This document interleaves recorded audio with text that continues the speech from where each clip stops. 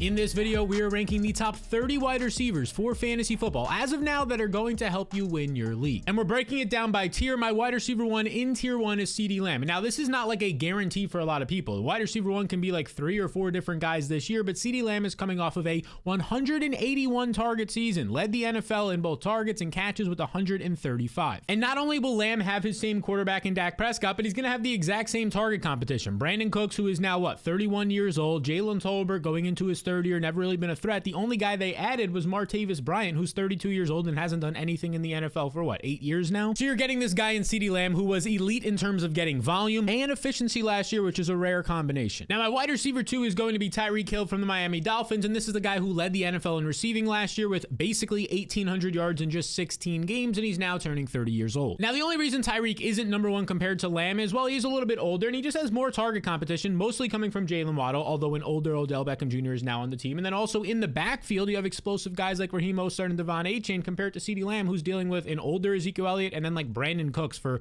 target and production competition. So Tyreek has shown no signs of slowing down, still a tier 1 receiver. Now my wide receiver 3 still in tier 1 here is Jamar Chase from the Cincinnati Bengals, and this is a guy who has similar competition to last year. Tyler Boyd is now gone actually, and then there's still T. Higgins there. And look, Chase had a bit of a down year last year, but here's the thing. The way that defenses were playing the Bengals, they weren't letting them throw deep. He ranked just 26th in deep targets, averaging just 8.4 yards per target. You could see right here, 82nd in the NFL, and then he had a couple of games towards the end of the year without Joe Burrow. But he made up for the lack of deep targets by putting up a career-high 100 catches, and now he has Joe Burrow healthy entering this year. Now my wide receiver 4 still in tier 1 here is Amon-Ra St. Brown, who just signed a massive 4-year, $120 million extension, and it's well-deserved because he's reliable on all levels for Jared Goff and the Lions. He's played in 49 out of 51 career games. He just had a 119 catch season and ranked 4th in wide receiver efficiency last year. And now the dude's biggest target competition at the receiver position is Khalif Raymond and Jamison Williams, who's going to have to see more volume this year because they lost Josh Reynolds, and I feel really good about Amon-Ra still being an obvious and clear priority. Now my wide receiver 5 still in tier 1 here is Justin Jefferson, the number 1 receiver for a lot of people last year. And look, the only reason why he's still not up there is because he got an obvious quarterback downgrade from Kirk Cousins to now JJ McCarthy. And there's a decent chance with the rookie quarterback in there in McCarthy that this team doesn't throw as much as they did last year when they ranked 6th in the NFL, throwing 37 times a game. And then things get really scary if JJ McCarthy struggles or he just doesn't start the season off, because you're dealing with Sam Darnold as Justin Jefferson's quarterback, which is not as stable as some of the guys we mentioned a little bit earlier when like Dak Prescott's throwing to CeeDee Lamb. So that rounds out tier 1. Now we go into tier 2, and it starts out with the second-year player Puka Nacua from the Los Angeles Rams. And look, Puka Nacua, you don't have to say much. He emerged last year as the guy for the Rams, which does say something considering Cooper Kupp was there. Puka goes out, plays every single game, has 105 targets, over 1,400 yards, sets a ton of just rookie records right away, and was extremely efficient. And now he's entering his second season. He's just 23 years old and gets a full offseason with Sean McVay and Matt Stafford in this offense to just take another step forward. Now for my wide receiver 7 still in tier 2, it's going to be A.J. Brown, who had an incredible start to last season. I mean, this dude was averaging 140 targets per game or 140 yards per game from week 3 to week 8, and then we remember that Devonta Smith existed as he started to produce. Brown ended up finishing the year as the wide receiver 8 in fantasy, and he ranked number 1 at earning targets against man coverage. On to my wide receiver 8, and that is Garrett Wilson, who last season, look, it was tough for him. He had to play with some brutal quarterbacks since Aaron Rodgers got hurt, and despite that, he was still averaging basically 10 targets per game and was top 5 in wide receiver usage. Now, on paper, Garrett Wilson should have tougher competition this year. Mike Williams, the veteran, is there, a jump ball outside receiver. A rookie in the 3rd round could be a slot receiver in Malachi Corley compared to like Randall Cobb and Allen Lazard last year. But again, these guys in general aren't going to be the alpha number 1 receiver based on their skill sets and also experience and age. The experience part, of course, for Malachi Corley, who doesn't have any, and the age part for Mike Williams, who's coming off a ton of injuries. So Garrett Wilson gets to be Aaron Rodgers' number 1 receiver behind an offensive line for the Jets that has been revamped. Now my wide receiver 9 is Drake London, and honestly, nobody might have had a better offseason. He was the best offseason winner, you can say, because he got an upgrade from Desmond Ridder, one of the worst, if not the worst quarterbacks in the league, to now Kirk Cousins. And not only that, but he also ended up losing his run-happy, run-first quarterback who made some weird personnel decisions in Arthur Smith. And if you're not familiar, London can win in the slot or on the outside as a receiver. He has the size, he has the speed, and even though he was in a run-first offense his first 2 years in the league, he still averaged 7 targets per game. And now he has a brand new offensive coordinator in Zach Robinson, who spent time with Sean McVay the last 5 years. In the last 2 years, he was actually the Rams passing game coordinator, and yeah, he helped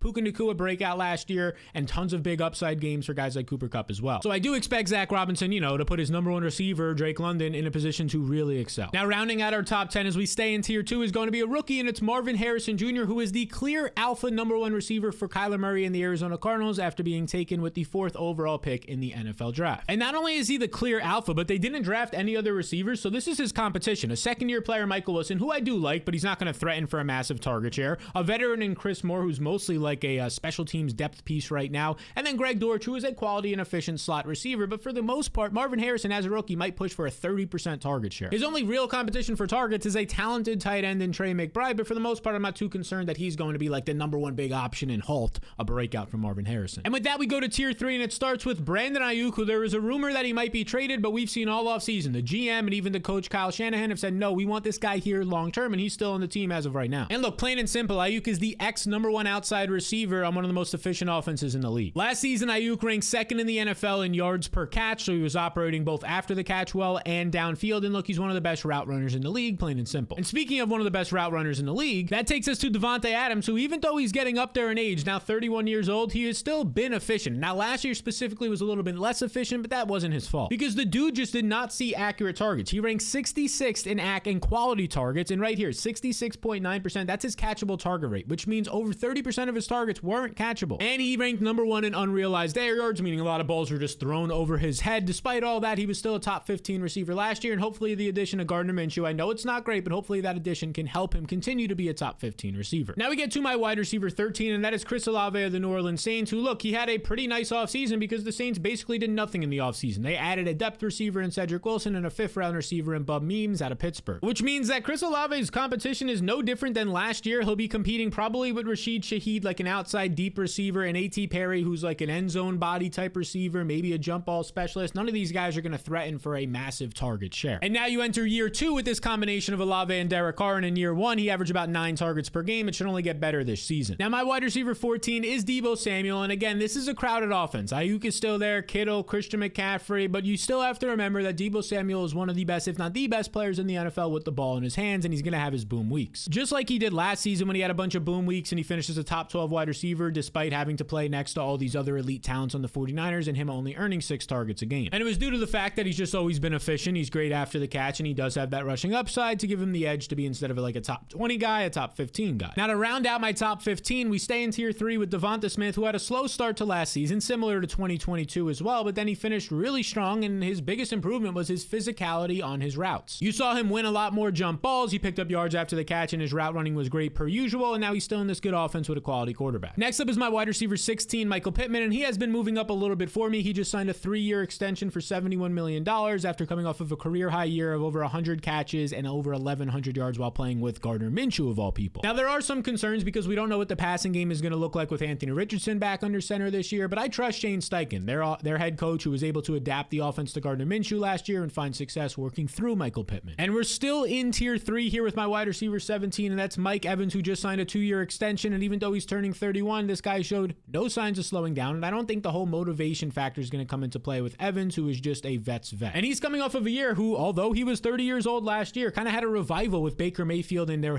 former head coach Dave Canales under center, offensive coordinator, number 11 in wide receiver efficiency, averaged 74 yards per game, and now Baker Mayfield is also back with the team. But as I mentioned, Dave Canales is their former offensive coordinator, took a job with the Panthers, so that would be one knock here. We really don't know what's going to happen with this offense, and specifically Baker with a new offensive coordinator. And now we finally finished tier 3. We're moving on to tier 4 here with my wide receiver 18, and that is Jalen Waddle, who in his 3-year NFL career has never finished worse than wide receiver 21 in fantasy football, and in 2 of those years he had to play with Tyreek Hill. And it's just hard not to have him in the top 20 again based on this offensive environment and him never being the focal point of the defenses when Tyreek Hill and Devon Achane are on your team. And oh yeah, he was the wide receiver 21 last year, even though he saw a career low 4 touchdowns. Even if he has like 6 or 7, he would have been a borderline top 15 guy last year. Expect more touchdowns this season and him to be a top 20 receiver. That takes us to another steady producer, my wide receiver 19, DK Metcalf. He might only move up, honestly, because last year he finishes the wide receiver 22 in fantasy despite 44%, more than 4 out of 10 of his targets being uncatchable. I mean, this dude had 120 targets and only caught 66 of them. We need a better and more accurate Geno Smith this year. And that's where my concern for Baker Mayfield and Mike Evans comes in, because Geno Smith lost Dave Canales last year and all of a sudden he looked much worse. But even in the worst case scenario last year where Geno Smith did not look all that good, you still saw DK Metcalf finish as the wide receiver 22. And that's in a year when you look at his past years of 10 touchdowns, 12 touchdowns, 6, he had like just an average year of 8 touchdowns. Imagine now if Geno gets better and you get a double-digit touchdown year from DK Metcalf,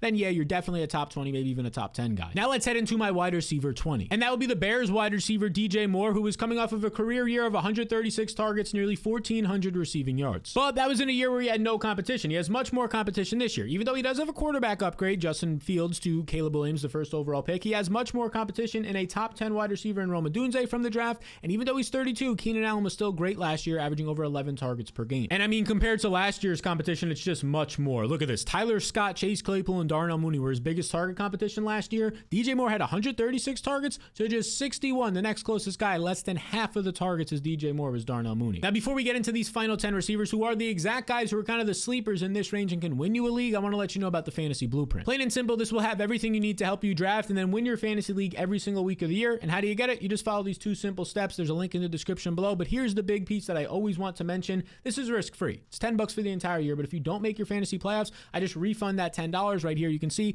absolutely risk-free. And last year we had over 1,000 people sign up and only 3 people reached out for a refund. So it kind of speaks for itself on how many people are making their fantasy playoffs. To get your Fantasy Blueprint today, you can just click the link in the description below or scan that QR code on the screen right now. Now we are still in our tier 4 here and we're moving on to my wide receiver 21, and that is going to be the Texans wide receiver, and I believe the Texans #1 receiver in Nico Collins, who is entering the prime of his career at just 25 years old and coming off of a career high 1,300 yard season. He was the main downfield option for Stroud last year, and in 2023 he finished 7th in fantasy points per game and 2nd in wide receiver efficiency. And now he's gonna have more competition this year because they traded for Stefon Diggs, and Stefon Diggs will kind of replace Noah Brown in the starting lineup, and Diggs, even though he's aging, is definitely still a quality receiver. So that's why you see, instead of being a top 10 receiver like he was last year, I have him ranked in the 20s now. That's why there's that drop. And speaking of Stefon Diggs, he's right there, the wide receiver 22 for me. He got traded for a 2nd round pick to the Texans this past off season, and let's break it down. Assuming that we get Stefon Diggs in 2 wide receiver sets over Tank Dell, then it's hard not to see him being a top 24 receiver in this offense based on what we saw CJ Stroud do last year with his receivers. And Diggs still earned 160 targets in the Bills offense last year. He was dealing with injury. There was that offensive coordinator change midway through the season. So yeah, maybe it was a down year in terms of overall production, but there's some reasons for that. And not to mention the fella hasn't missed a game since 2019, so he's just reliable. Now we're going to move into my tier 5 of wide receivers, and you might have been waiting for, where is this guy? He's been like a top 10 pick, top 2 receiver for the past few seasons, and Cooper Kupp is my wide receiver 23. And look, here's the deal. He was never right in 2023. He was, beginning of the season, had that hamstring injury that he missed some time with.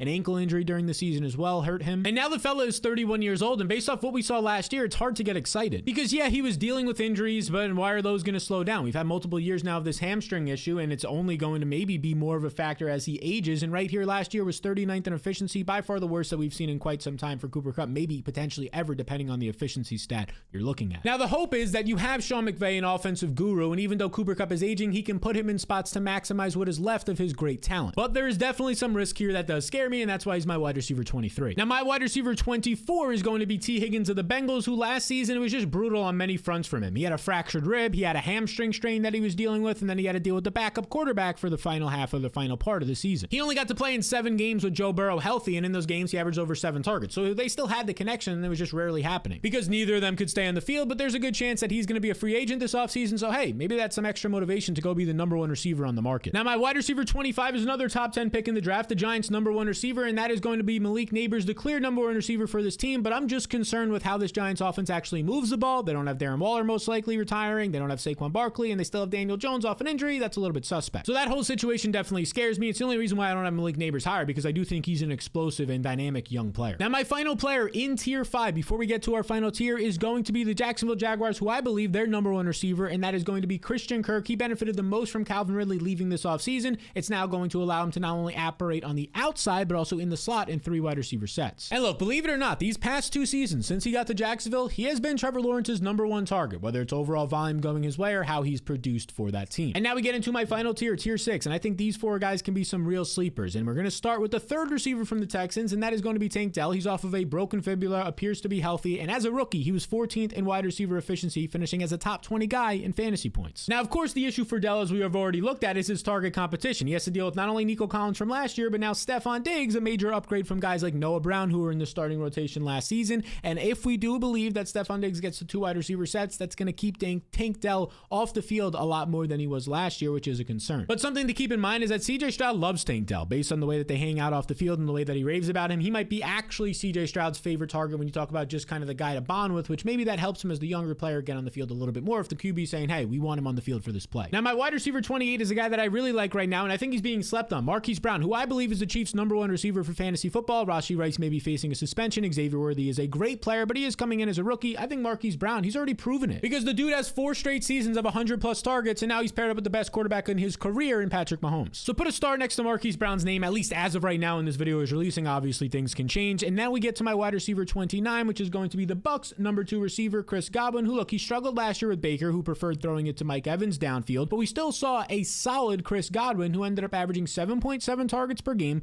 and ranking 17th in yards after the catch. And look, here's the thing. He just wasn't targeted downfield at all. That was Mike Evans, like we said, a little bit of Trey Palmer, the rookie. He had just 13 deep targets, 54th in the league, you can see right here. And his average target distance was just about 9 yards downfield, which ranked 76th in the NFL. So he didn't have a chance to see a lot more explosive plays. Maybe with an offensive coordinator change, he can be used more downfield. And look at this right here. He only had a career low 2 touchdowns last season. If these touchdowns go up, he was the wide receiver 34. If they go up to just like 5, he's a borderline top 20 guy. And now for my final guy in the top 30 wide receivers. And if you want to see my entire full rankings for PPR, non-PPR tiers, a bunch of stuff, again, be sure to check out that fantasy blueprint linked down below. You can see Zay Flowers is my wide receiver 30, coming off of a rookie year where he saw 77 catches, pretty solid year. Now, the one concern for Zay Flowers is he really never was used downfield outside of like one game all that much. His average target distance, just 8 yards downfield, hard to have these upside plays. So it's difficult for me to have him as a top 20 guy or even a top 25 guy if we don't really see that role in his game. Maybe it changes this year, but they drafted Devontae Walker, who's going to be an outside guy. Rashad Bateman plays on the outside as well. So right now, Odell Beckham Jr. is gone. That's good, but it looks like the role that he's going to play will be probably similar to last year. Fingers crossed, though, that changes. So these are my way too early top 30 fantasy football wide receiver rankings. And if you want to see the running back rankings, top 30 of them, be sure to check out this video right here. And hey, if you're not yet already, subscribe to this channel as we're approaching 100,000 subscribers.